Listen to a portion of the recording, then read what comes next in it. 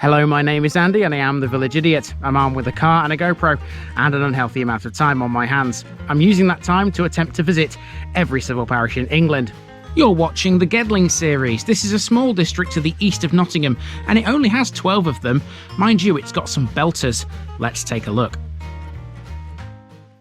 Hello folks, welcome back to a rainy Gedling on a Saturday morning featuring this one. Yeah. Nikki is here looking like a Sherpa this morning. Yeah. This is your Gedling debut, isn't it? You've not actually been in this place before. No. Well, it's going to be an interesting one, this, because as well as a lovely little village we've got to walk around in the rain, we've also got a special guest star who will be appearing later on in this episode. You'll want to watch this one right to the end. Welcome to the parish of Lambley.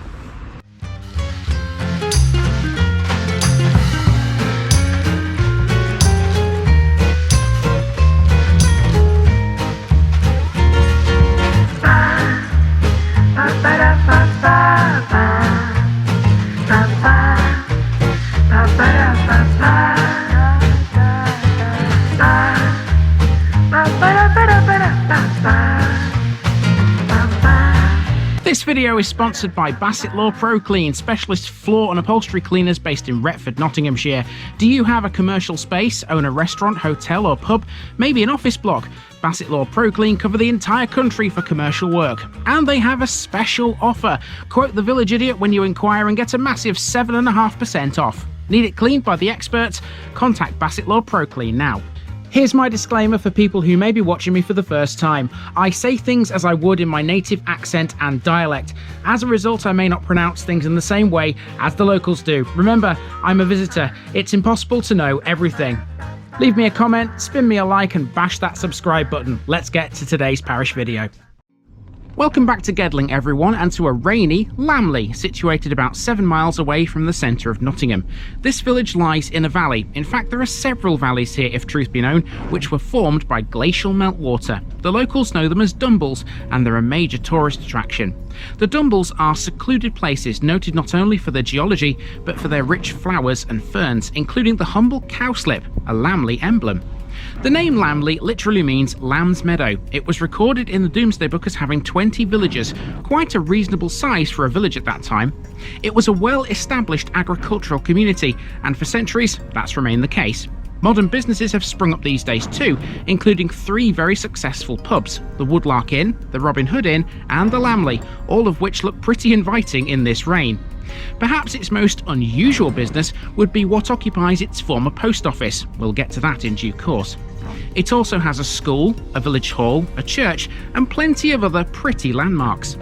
To the west of the village, but still within its parish boundaries, is Gedling Crematorium, and it's there where we'll encounter one of the most wonderfully heartwarming inventions we've ever seen. And we'll even get to meet the 10-year-old local girl who came up with the idea. Let's get walking around Lambley and see what it's all about.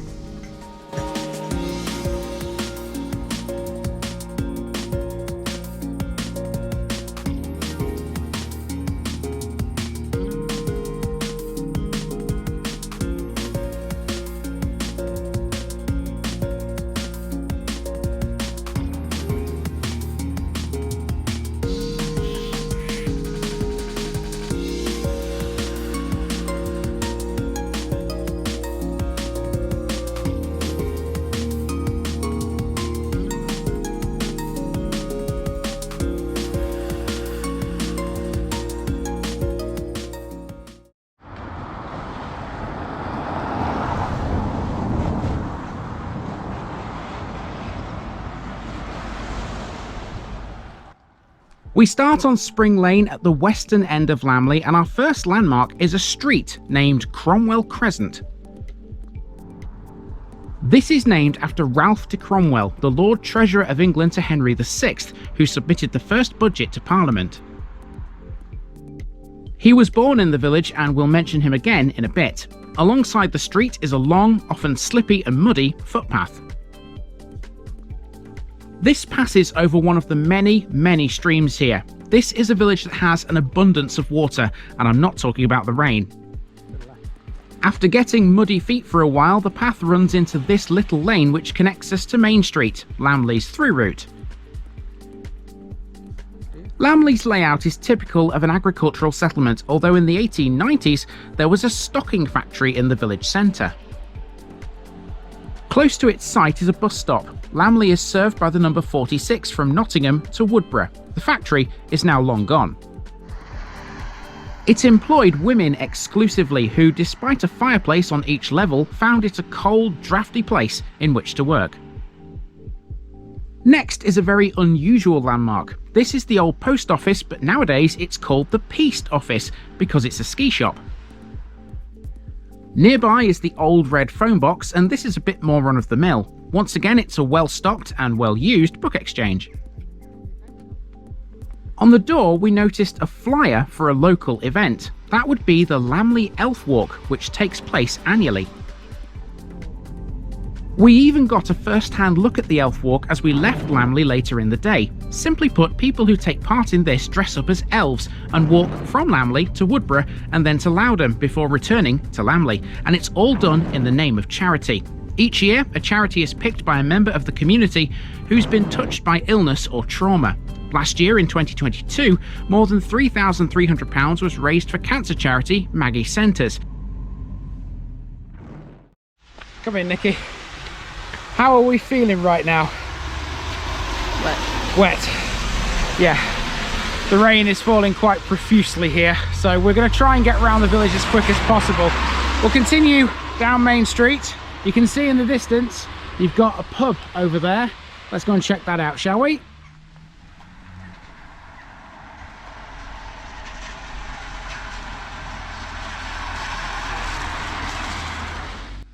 Lambley is a typical rural Nottinghamshire village. Check out these old brick terraces, each with their own coal houses. It has 3 pubs, all of which are thriving. This is the Robin Hood Inn, which used to be known as the Robin Hood and Little John. Since 2016, it's been registered as an asset of community value by Gedling Borough Council. It even has a cute little dog bar outside. Then we come to a junction where Main Street meets Church Street, the main road to Woodborough via a bridge. Opposite the junction is what looks like an old shop. It could well have been in the 1700s, as local trades began to spring up at that time. Speaking of springs, here's more water, where the Dumbles streams join to form the Cocker Beck. Its name literally means crooked stream. We're still following the beck, but now the road name has changed to Park Lane, and the buildings start to become more modern. In true Nikki fashion, Nikki has got talking to somebody. Always happens. Every time we go to somewhere, if there's someone around that Nikki takes an interest in, you lose her for 5 or 10 minutes. I'm sure you all remember the dogs when we were in Bigby in West Lindsey. I'm pretty sure that was the area we were in. So I'll give her 5 minutes and we'll see exactly what this conversation's all about. Here we go. I guess we're about to find out. What was all that about then? So I was just talking to this chap who was doing, there's on each of the becks, there's whenever they go sort of under a bridge or they drop down a level, there's like a metal grill, and his job is to, you know, clear out the keep them flowing, because it's all well and good having all this water coming down and flowing in, but you've got to keep it flowing and flowing out. So if it wasn't for people like him, one of our unsung heroes in this country, then this road would probably be flooded.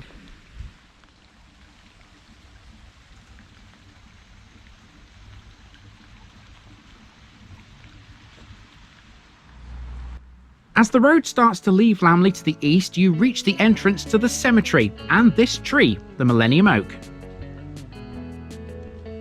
Planted in the year 2000 to mark the beginning of the millennium, it was grown from an acorn taken from the Lambley blasted oak. It was unveiled by the 2 oldest residents at that time, Amy Brandreth and Nancy Savage, and we found both their names in the cemetery. The cemetery continues further up this hill, but due to time and weather we didn't venture further. Instead, we went over the road. That's where you'll find the Reed Pond Nature Reserve. This is based around a medieval pond once associated with Lambley Manor House. 15th century in origin, it was probably what's known as a stew pond, which provided fish. Until 1974, the pond was infilled. That's when it was brought back to life, and now it's managed by the Lambley Reed Pond Group and owned by the parish council. The path through the reserve brings us to our next street, and now we're heading northwest in the direction of Holy Trinity Church. Not far up the road we found a parish notice board. Tick off Lambley, Gedling is down to 9. Give us a thumbs up, Nikki. And that parish notice board can be found right in front of Lambley's very pretty little church. So we're going to explore this next and see what this is all about. This is something for you, this, Nikki. My territory. Nikki likes a good church, don't you?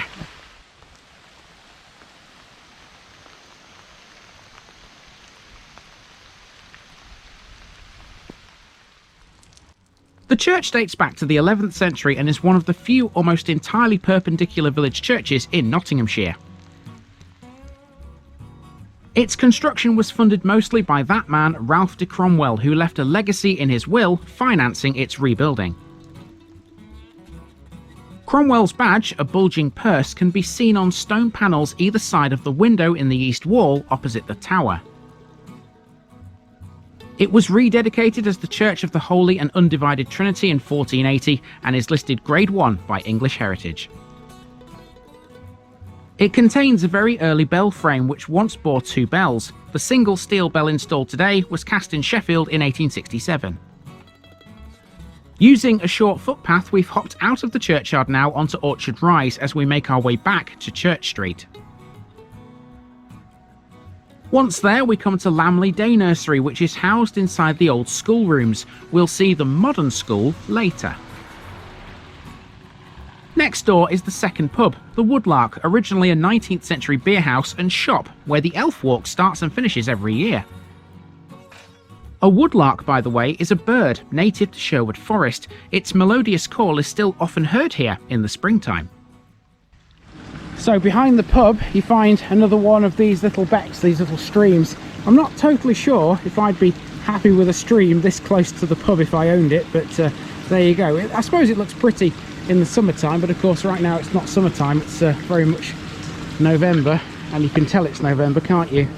Everywhere you look in Lambley there seems to be water, and lots of it.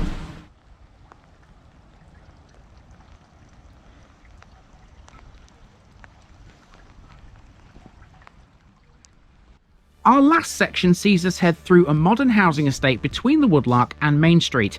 This is Steele's Way.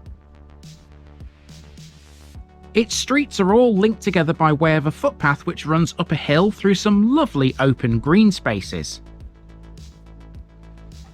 At the top of this hill there was once a windmill, one of 2 post mills in Lambley. The other stood in a field to the north of the village. Mill Lane gets its name from the former, last seen on OS maps in 1835. This street also has lots of former mill-related buildings. We're back to familiar territory again, Main Street, and this time we're heading west for our final batch of landmarks. One of them is Lambley Motors Garage. This used to be a farmyard and still has a well which once supplied its drinking water. Next we have the third and final pub, the Lambley, which takes its name from the village. However, that wasn't always the case. This board tells us it used to be called the Nag's Head.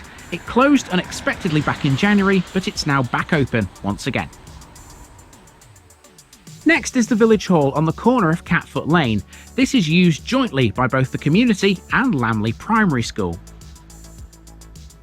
It has a large hall with a stage and a smaller committee room. It's licensed to hold 140 people seated and 168 standing. After Year 6, most pupils at Lambley Primary School transfer to Colonel Frank Seeley Academy in neighbouring Calverton. And behind this complex are all of Lambley's recreational facilities like a playing field, a playground and a multi-use play area. Guess what? At the foot of the lane we meet yet more water. This is Top Dumbles Stream which flows into Cockerbeck at Church Street. Lastly, we come to an information board around the corner telling us about the Dumbles. So what exactly are they? The landscape around Lambley was formed around 10,000 years ago at the end of the last ice age. The large amounts of meltwater released as the glaciers retreated caused streams and rivers to swell, cutting deeply into the soft local bedrock. The wooded, steep-sided valleys that were left are known locally as Dumbles. Lambley used to be more heavily wooded in general, but as land was cleared for agriculture, only the Dumbles sides remained so, as they occupied areas that were difficult to farm. For a long time, the Dumbles have been associated with cowslips as they grow along the valley sides, as well as in the fields around Lambley. Because of this, the cowslip has been adopted as Lambley's village emblem. Until the Victorian era, on the first Sunday in May, a cowslip celebration was held, where people collected them for posies and for winemaking. Occasionally, this event is still held today. The Dumbles have walking trails, several of them in fact. Here's a handy map if you want to have a wander yourself. Okay, 3.6 kilometres later, we're back to the car. It's a longer village than I anticipated, to be honest with you. It's certainly a hilly village as well in places. The rain hasn't helped. And the rain definitely hasn't helped, has it? No, the rain definitely stopped play on this one, but definitely slowed us down. Rain and mud are an obstacle that we have to face doing this work. Correct. Right, time to move on to our next thing, because also within the parish boundaries here in Lambley, there's a crematorium, Gedling Crematorium, and we're about to meet today's very special guest. Okay, so here we are then at Gedling Crematorium, and we're just waiting for this special guest to arrive. The reason we have this special guest in this episode is simply down to a feature you can find in this crematorium, which Nikki is already checking out over there. Can you see it? This little white box. Now I wonder what that's all about.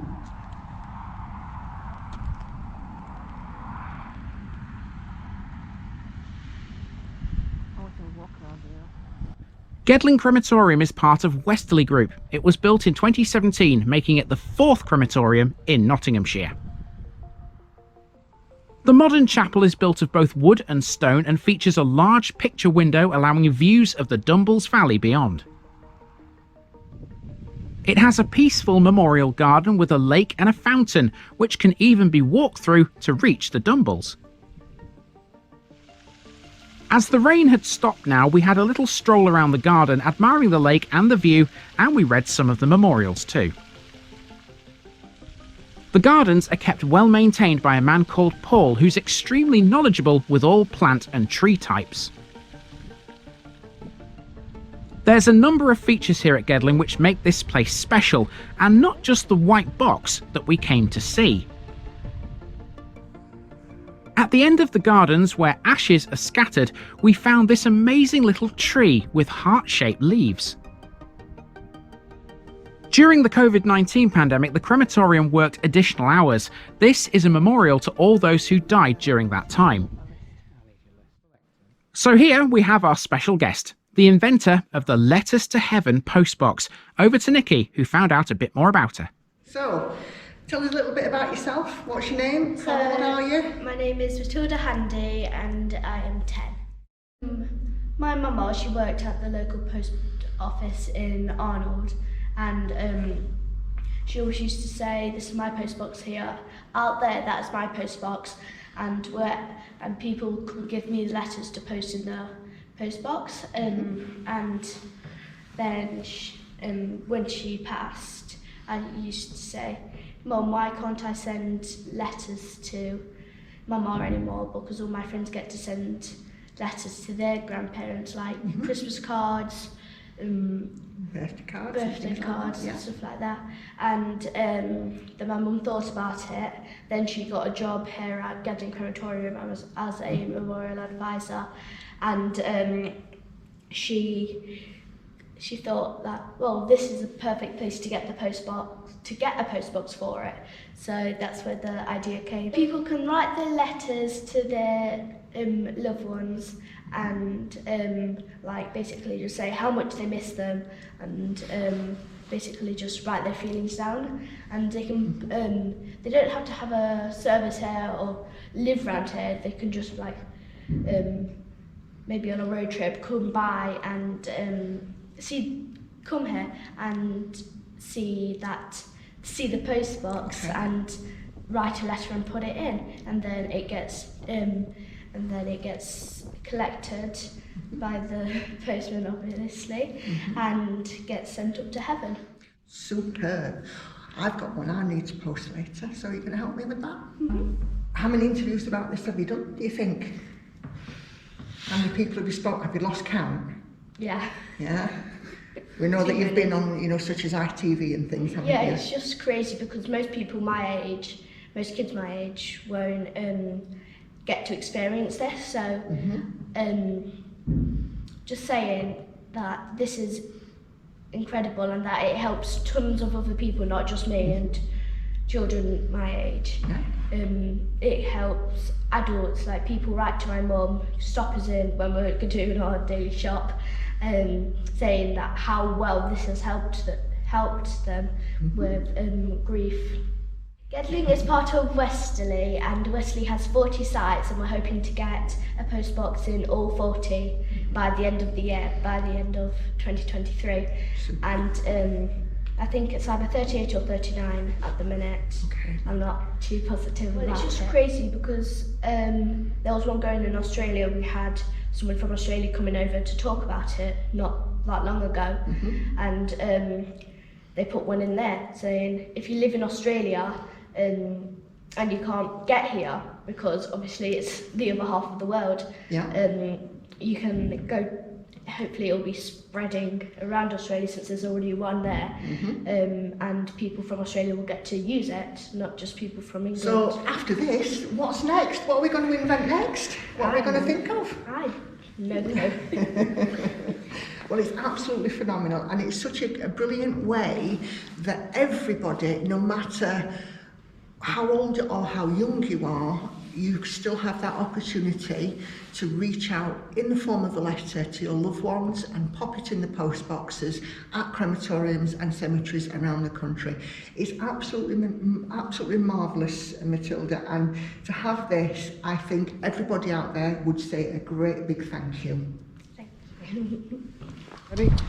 Okay, so as I said earlier, I have my letter to post. Now, I lost my mum nearly 11 years ago now, and there's always, when you lose somebody, there's always something that you left unsaid, or news that you want to give, or something that you want to ask. So I put mine down here in my letter, so I'm now going to post it with your help. So just slide it in like an old letter. There we go. And we'll give a big thumbs up. Thank you very much, Matilda. You've been a star.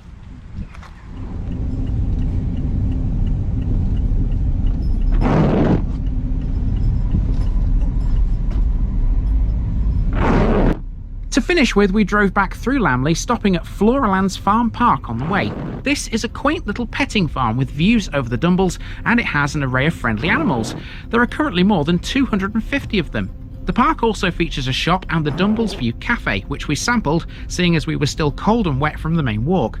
After about half an hour here, we continued back through Lambley and on towards Woodborough. One thing that lies between the two villages would be the little-known Lambley Airfield, which is basically a strip of mown grass and a single hangar. It's situated on what is probably the only sufficiently flat piece of ground for a few miles around. It's also private land, so here's a picture of it, seeing as it's otherwise inaccessible.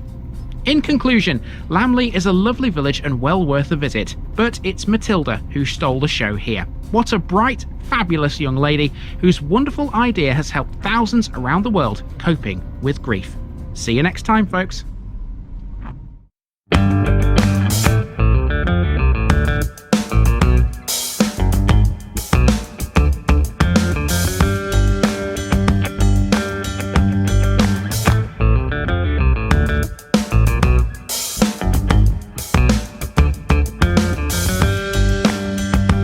Thanks for watching this video, folks. Don't forget to like this episode if you haven't already. It really makes a difference with YouTube. If you're new here, subscribe to the channel for more videos like this, and give us a share too if you've got friends who'd like it. You can find all the links to my social media accounts below, as well as my Buy Me a Coffee page where you can donate to the channel. Also, if you've enjoyed this episode, have a look at some more videos in this series. Until next time, I've been Andy, also known as the Village Idiot, and I'm out.